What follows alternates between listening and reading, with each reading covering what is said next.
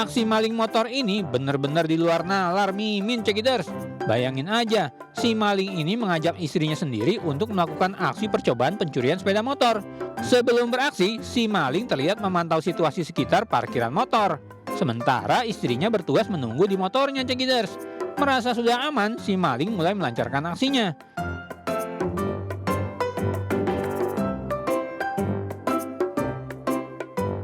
Kali ini Dewi Fortuna tidak memihak kepada si maling Cekiders. Kunci letter T yang biasa digunakan patah dan membuat si maling gagal mencuri motor. Tak mau ambil resiko, maka si maling bersama istrinya langsung meninggalkan lokasi.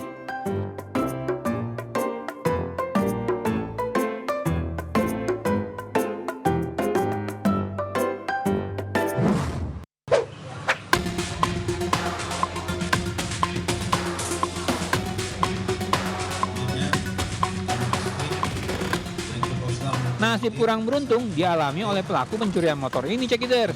Polisi yang sudah mengincar pelaku selama ini mesti menggerebek tempat persembunyiannya yang berlokasi di kawasan Kebun Jeruk, Jakarta Barat. Benar saja, di lokasi ini polisi menemukan sejumlah plat nomor curian dan juga motornya. Barang bukti lain juga ditemukan diantaranya kunci letter T dan pistol mainan Cekiders. Usut punya usut, pelaku mengaku sudah 20 kali melancarkan aksi mencuri motor. Wadidaw, bukan kaleng-kaleng nih pelakunya Cekiders. Akibat perbuatannya, komplotan pelaku curanmor ini terancam hukuman 7 tahun penjara.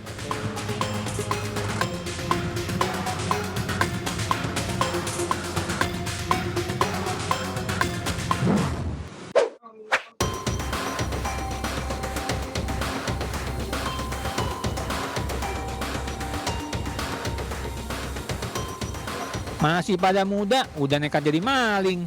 Salah satu konter di Jalan Pelita, Kota Makassar ini jadi korban aksi pencurian. Pelaku sengaja datang bukan untuk membeli, melainkan mencuri uang dari laci konter tuh.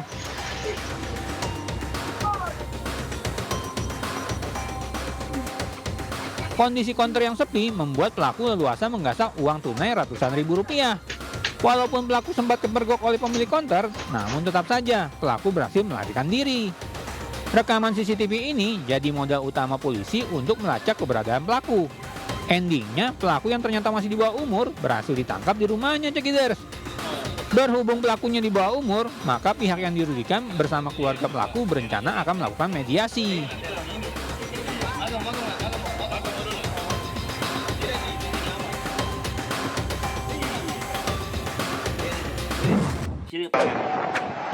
Apa mas, tujuannya apa mas? Tujuannya apa? Ya nggak tahu saya tujuannya, pokoknya. Loh kok nggak tahu tujuannya? Walah bang, tulisan di mobilnya maksudnya apa sih? Tuh kan, si abang ini jadi kena tilang polisi deh. Di saat Pak Polisi menanyakan maksud dan tujuan si supir, jawabannya malah ngeles mulu tuh. Setelah diperiksa polisi, ternyata surat izin mengemudi supirnya udah habis masa berlakunya tuh Cekiders. Apa mas, tujuannya apa mas? Tujuannya apa? Ya nggak tahu saya tujuannya, pokoknya. Loh kok nggak tahu tujuannya?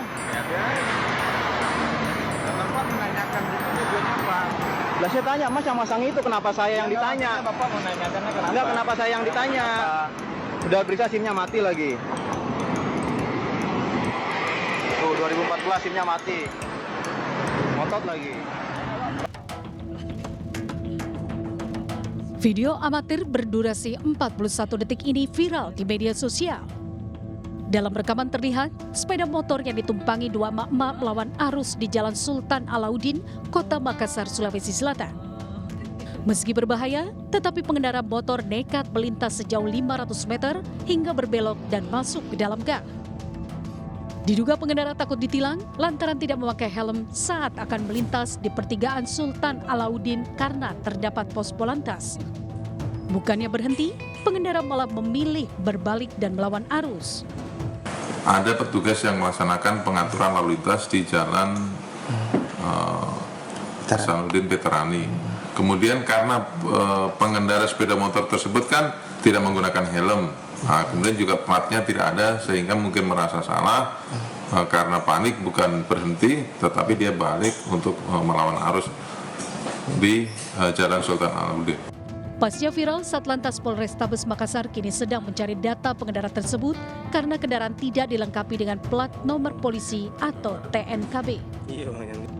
Dari Makassar, Sulawesi Selatan, Yol Yusfin, iNews melaporkan. Pemirsa, satu unit sepeda motor manual terbakar di Jalan Raya Daan Mogot, Rawabuaya, Cengkareng, Jakarta Barat. Diduga sepeda motor bebek tersebut terbakar akibat adanya korsleting listrik.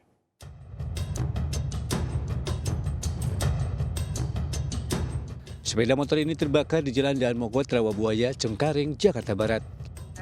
Terbakarnya sepeda motor yang melaju dari arah Grogol menuju Cengkareng ini membuat para pengendara yang melintas di lokasi memperlambat laju kendaraannya. Sempat terjadi ledakan saat api melahap habis sepeda motor tersebut. Satu unit mobil petugas Gul Karmat sektor Rawabuaya diturunkan untuk melakukan pemadaman.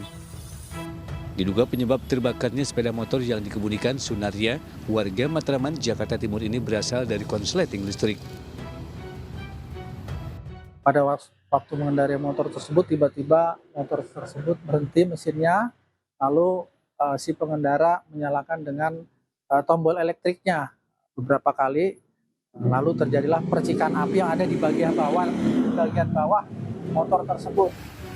Guna kepentingan pemeriksaan sepeda motor berikut pengendara dibawa ke kantor unit Laka Lantas Satuan Wilayah Jakarta Barat. Dari Jakarta, Miftahul Gani, iNews melaporkan. Kita ke Banda Aceh, pemirsa. Sebuah mobil yang sedang terparkir tiba-tiba terbakar. Dalam sekejap api membakar seluruh bagian depan mobil. Mobil minibus yang sedang terparkir di depan toko ini terbakar. Diduga akibat korsleting pada bagian mesin. Petugas pemadam kebakaran langsung sigap berupaya memadamkan api. Kebakaran ini menghebohkan warga sekitar yang sempat menjadikannya tontonan. Tidak ada korban dalam peristiwa ini karena pemilik mobil sedang berada di salah satu toko di dekat mobil.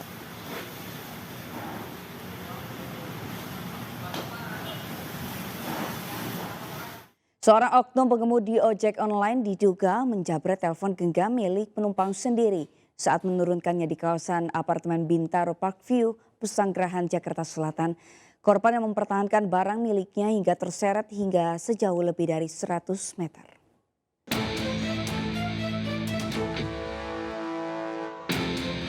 Inilah rekaman kamera pengawas atau CCTV saat seorang pengemudi ojek online diduga nekat menjamret telepon genggam milik penumpang usai menurunkannya di kawasan apartemen Bintaro Parkview, Pesanggerahan, Jakarta Selatan. Melihat situasi dirasa aman secara tiba-tiba pelaku langsung merampas HP milik korban yang berstatus masih pelajar. Untuk mempertahankan barang miliknya, korban sempat terseret saat memegang behel belakang motor. Menurut warga setempat, pelaku sempat tertangkap tidak jauh dari lokasi dan mengelak telah merampas HP milik penumpangnya. Sementara itu korban yang mengalami luka langsung dibawa ke klinik terdekat. Kejadian jam 5 sore. Nah, pas depan bengkel persis dia jatuh. Nah, terus kan lalu megang behel belakang, keseret sampai ke bawah. Nah, dari bawah itu baru dah orang-orang pada ngerak-ngerakin juga segala macam kan. Akhirnya ketangkep. Kasus penjabretan ini kini dalam penyelidikan Polsek Pesanggerahan. Dari Jakarta, Hemi Sajangbati, iNews melaporkan. Aparat Polres Karangasem membekuk komplotan spesialis pencuri susu bayi di toko dan swalayan. Peran utama dilakukan oleh 2 orang emak-emak dengan modus menjepit kaleng susu di paha dan menggunakan daster panjang.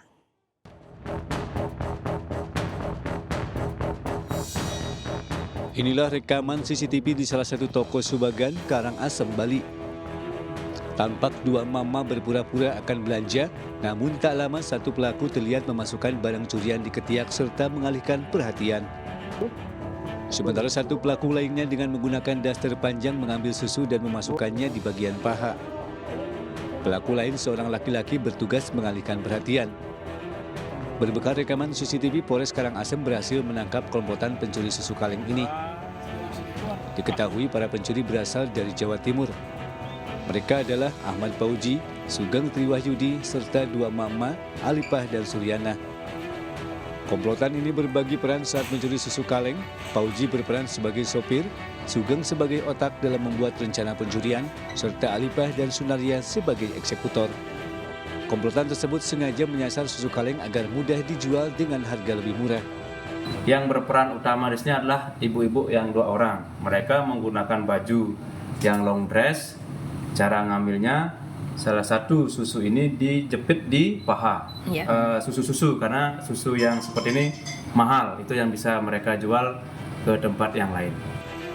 4 pelaku dijerat dengan pasal 363 dengan hukuman maksimal 7 tahun penjara. Dari Karangasem, Bali, Yunda Arista, iNews melaporkan. Sementara itu, komplotan pencuri menggasak sepeda motor milik kurir yang terparkir di sebuah gudang ekspedisi di Jalan Tanjung Duren Utara, Grogol, Petamburan, Jakarta Barat. Pelaku melancarkan aksinya begitu cepat dan berhasil membawa kabur motor korban dalam sekejap.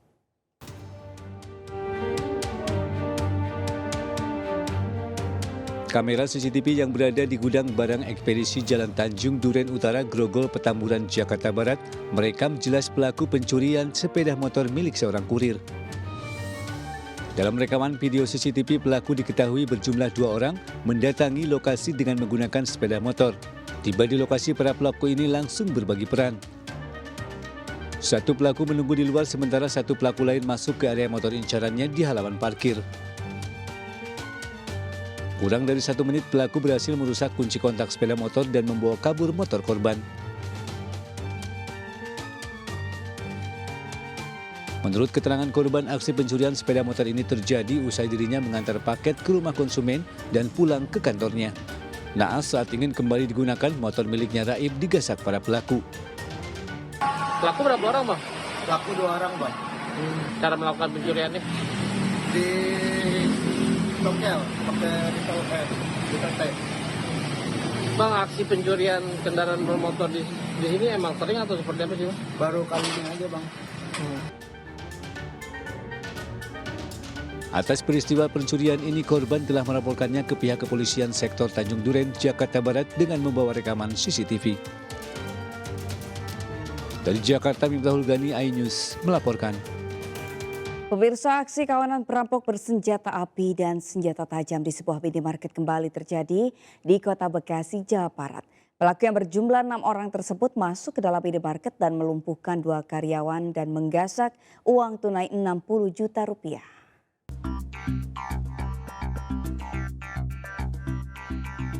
Dari rekaman kamera CCTV, terlihat sejumlah pria dengan senjata api dan senjata tajam jenis celurit melakukan perampokan di sebuah minimarket di Jalan Kalibaru Timur, Medan Satria, Kota Bekasi, Jawa Barat. Usai menodongkan senjata tajam, para pelaku menuju brankas dan mengambil uang sebesar 60 juta rupiah lebih. Bukan hanya itu saja, para perampok ini juga menggasak barang-barang dari sebuah rak yang saat ini belum diketahui jumlahnya. Menurut Ketua RT setempat, pelaku berjumlah 6 orang mendatangi minimarket 24 jam menggunakan sepeda motor dengan membawa senpi dan sajam.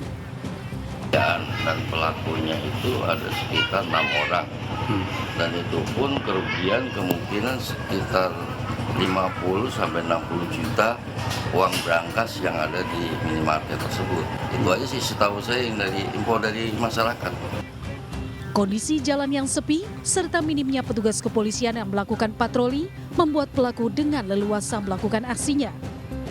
Sementara itu, guna melakukan penyelidikan lebih lanjut, petugas kepolisian mengamankan rekaman kamera CCTV dan memintai keterangan kedua karyawan.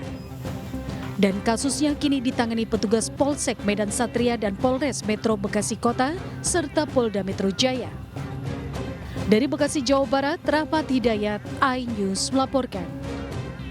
Pemirsa, petugas Polsek Kuta Bali mengamankan seorang pria karena kasus pencurian seekor ternak babi milik warga. Selain mencuri babi, tersangka juga mengaku telah menganiaya 7 ekor anjing hingga mati.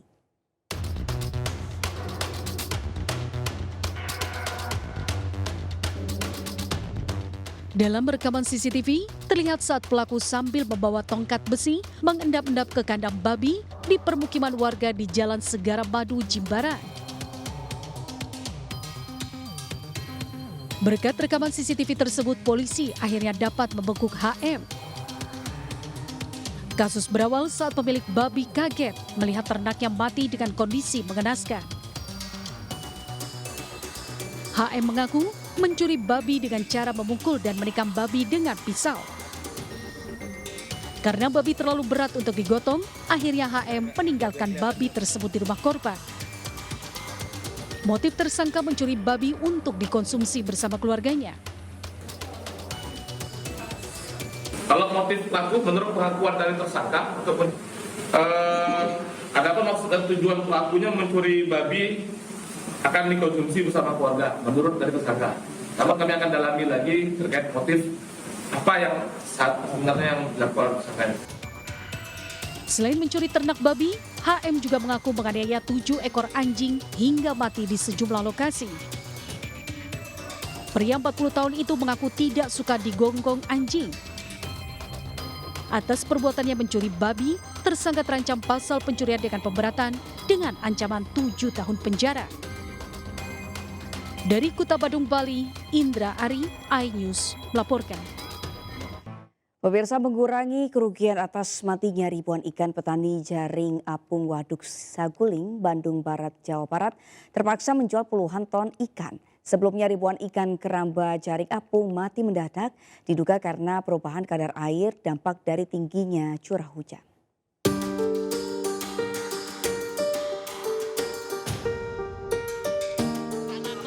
Menggunakan mobil bak terbuka, petani jaring apung asal Bongas, Kecamatan Cililin, Kabupaten Bandung Barat, Jawa Barat ini menjual puluhan ton ikan di pinggir jalan.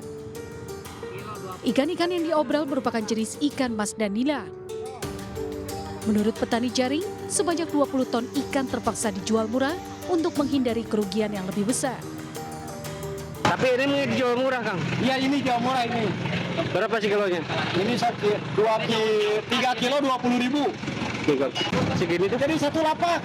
Dari satu lapak ya? Dari satu lapak ini. Sebelumnya sekitar 40 ton ikan dibudidayakan di keramba jaring apung di Waduk Saguling, wilayah Bongas, Kecamatan Cililin, mati mendadak. Kematian ribuan ikan diduga akibat cuaca ekstrim, dampak dari tingginya curah hujan dalam beberapa hari terakhir. Para petani ikan berharap adanya bantuan dari pemerintah agar tidak mengalami kerugian yang lebih besar. Dari Kabupaten Bandung Barat, Jawa Barat, Yuwono Wahyu, iNews melaporkan. Pemirsa, PD, pria 41 tahun yang diduga mengakhiri nyawa keempat buah hatinya di rumah kontrakan di Jalan Raya Kebagusan Jagakarsa, Jakarta Selatan, menjalani perawatan di Rumah Sakit Polri Kramat Jati. PD dirawat usai mencoba bunuh diri. Saat ini kondisi tersangka membaik dan telah sadarkan diri.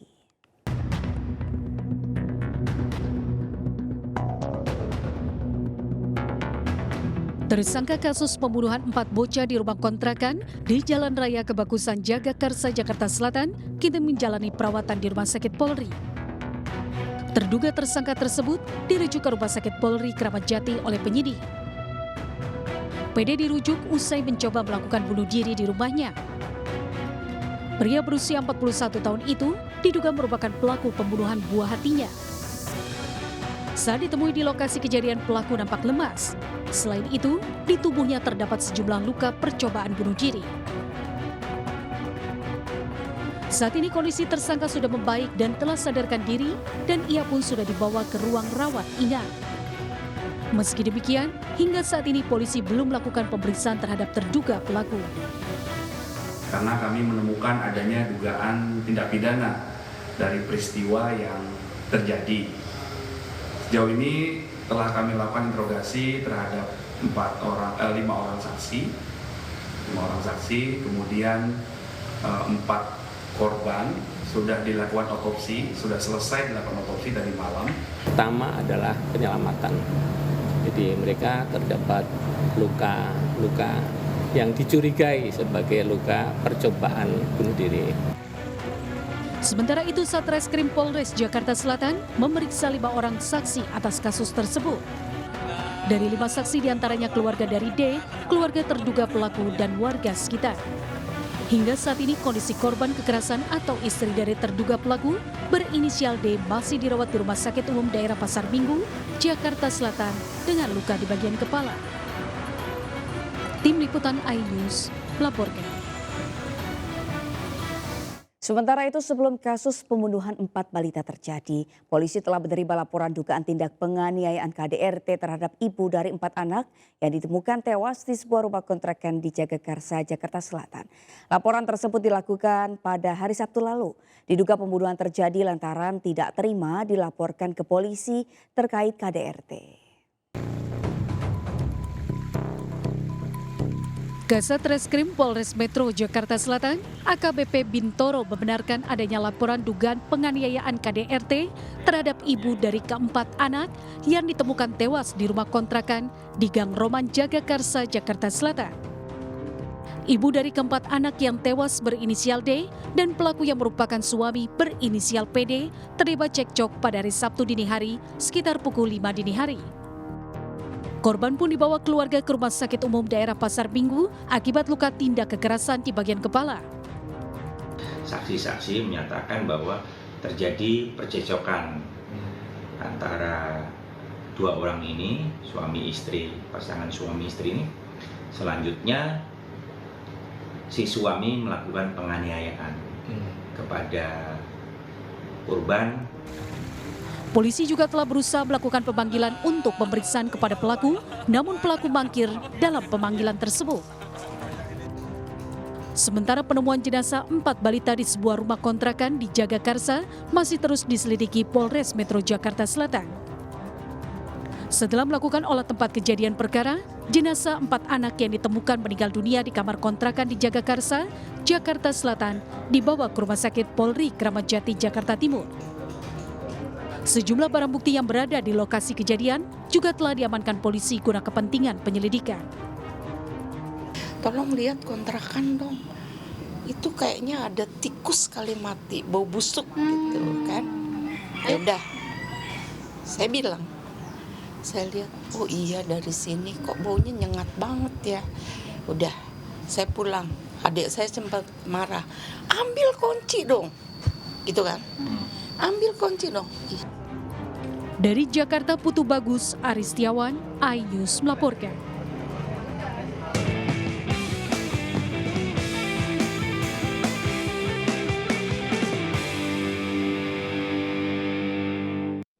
Pemirsa, ribuan santri bersama warga menghadiri acara Istighosah pemenangan Ganjar Mahfud di Cipayung, Depok, Jawa Barat. Acara tersebut turut dihadiri Dewan Penasihat Tim Pemenangan Nasional Ganjar Mahfud Yeni Wahid.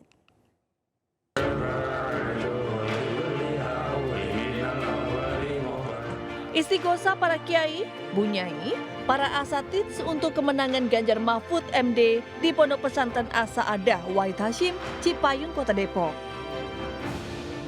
Kegiatan doa bersama ini dihadiri ribuan santri dan santriwati serta warga sekitar. Saat memberikan sambutannya, putri keempat Presiden Abdurrahman Wahid itu menyelipkan pesan kepada para jemaah untuk memilih pasangan Ganjar Mahfud pada Pilpres 2024 mendatang. Menurut Yeni, pasangan nomor urut 3 itu mewakili suara hati masyarakat Indonesia, termasuk kebutuhan akhir lapangan pekerjaan, penegakan hukum, hingga memperjuangkan demokrasi sebagai hak masyarakat. Demokrasi, perjuangan untuk menegakkan demokrasi. Dan demokrasi ini adalah hak masyarakat.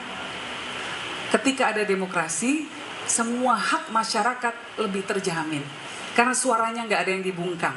Semua sama, mau anak presiden kek, mau anak petani kek, mau anak tukang bakso kek, semua sama haknya di mata hukum karena ada demokrasi. Jadi demokrasi itu harus kita jaga. Setuju? Oke. Yeni Wahid menambahkan, kalau mau maju, Indonesia harus dipimpin oleh pemimpin yang satset seperti Ganjar dan Mahfud.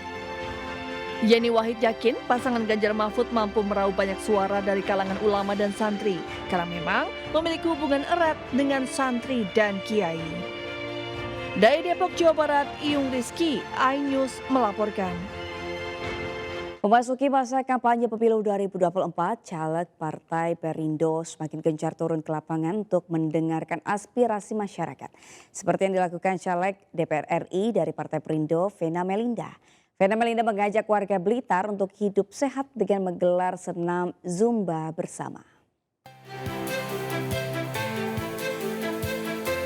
Hari pertama kampanye pemilu 2024, caleg DPR RI Dapil Jatim 6 dari Partai Perindo, Vena Melinda, menyapa warga Kecamatan Garum, Kabupaten Blitar. Vena mengajak warga hidup sehat dengan menggelar senam Zumba bersama. Kunjungan Vena ke Blitar juga ingin mendengarkan aspirasi warga untuk diperjuangkan Partai Perindo. Warga optimis Partai Perindo dapat membawa kemajuan untuk Indonesia sejahtera. Kira Pak Perindo bagus ya, rakyat bisa mencakup masyarakat besar. Ya semoga bisa merangkul masyarakat. Mereka mengharapkan banyak program untuk lansia. Jadi program itu mungkin pemberdayaan lansia atau perhatian dari segi ekonomi ya. Karena kan kita lihat lansia udah nggak bisa kerja. Tapi yang saya lihat sih jalanan di Blitar ini yang harus perhatian dari mungkin nanti dari pemerintah daerah juga. Selain senam, Vena juga membagikan sembako murah bagi warga yang sudah menjadi anggota Partai Perindo dengan menunjukkan KTA berasuransi. Dari Blitar, Jawa Timur, Robi Ridwan, iNews melaporkan. Pemirsa, Cawapres nomor urut 1 Muhaimin Iskandar atau Caimin menghadiri acara launching 1 juta jubir Desa Amin yang digelar relawan Desa Anies Muhaimin di Cibubur, Jakarta. Acara yang diinisiasi para penggiat desa tersebut sebagai simbol perpanjangan tangan Anies Muhaimin dalam menyampaikan visi dan misi perubahan. Wakil Presiden nomor urut 1 Muhaimin Iskandar mengisi agenda kampanyenya dengan menghadiri launching 1 juta jubir Desa Amin Anies Muhaimin yang digelar relawan Desa Anies Muhaimin di Gedung Panansari, Taman Wiladatika, Cibubur, Jakarta, Kamis kemarin. Balat Amin ini merupakan inisiatif yang dibentuk oleh para penggiat desa. Mereka akan jadi perpanjangan tangan Amin dalam menyampaikan visi dan misi perubahan. Dalam acara ini Caimin berjanji jika terpilih akan mempercepat dan meratakan laju pembangunan di seluruh wilayah Republik Indonesia. Kita akan mengembangkan keadilan teritorial. Apa itu keadilan teritorial? Pertumbuhan tidak hanya di Jawa, di semua level pemerintah daerah, tidak hanya di kota tapi di desa. Caimin berharap agar program 1 juta jubir desa mampu memperkuat dukungan bagi Anies Muhaimin. Dari Jakarta, Anggita Maura, Rizky Solehudin, iNews melaporkan. Pemirsa, calon wakil presiden nomor urut 2 Gibran Rakebuming Raka menanggapi perihal dirinya absen dalam acara dialog antar cawapres di salah satu stasiun televisi pada Rabu malam lalu. Gibran berkilah hanya datang pada debat resmi yang diselenggarakan KPU.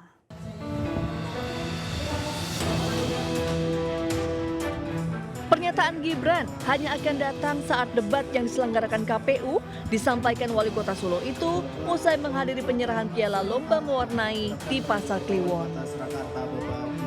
Sebelumnya, pada acara dialog antar cawapres di salah satu stasiun televisi pada Rabu malam, hadir cawapres nomor urut 1 Muhaimin Iskandar dan cawapres nomor urut 3 Mahfud MD.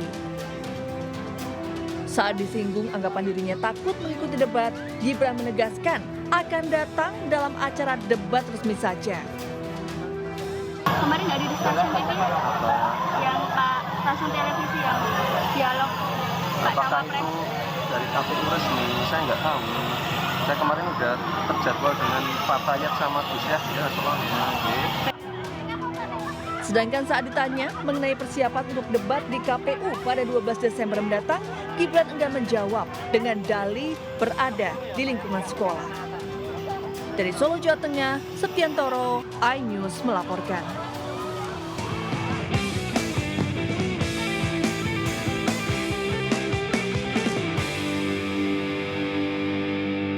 Pemirsa, Aliansi Selamatkan Demokrasi Indonesia ASDI dan elemen masyarakat akan menggelar acara akbar bertajuk Panggung Rakyat Bongkar di Stadion Madia Gelora Bung Karno Sabtu 9 Desember mendatang.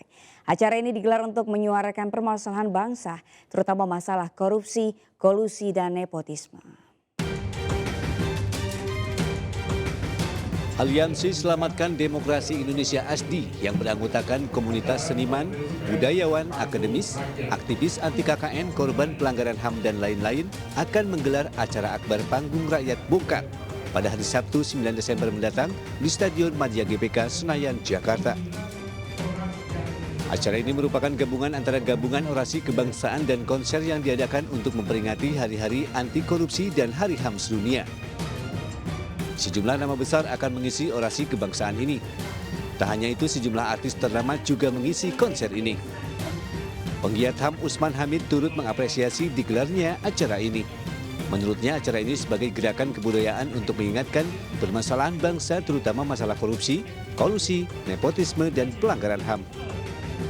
Ya, jadi saya kira dengan meremahnya pelindungan kebebasan berekspresi, meningkatnya kriminalisasi, intimidasi terhadap jurnalis, terhadap seniman, terhadap para aktivis, mahasiswa atau bukan mahasiswa, itu menunjukkan bahwa kita seperti dibawa kembali ke era Orde Baru.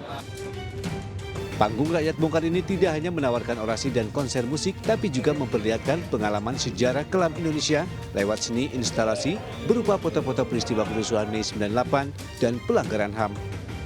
Dari Jakarta, Naomi Iren, Ilham Jarkasih, iNews melaporkan. Kita beralih ke informasi lain pemirsa, sajian nasi jagung dipadu dengan aneka lauk gorengan ayam, jeroan, telur, serta sambal pencit. Memiliki cita rasa yang luar biasa. Perpaduan rasa gurih dan pedas ini menjadikan sego akhirat diburu pecinta kuliner khususnya di kawasan Sidoarjo, Jawa Timur. Seperti apa? Berikut liputannya.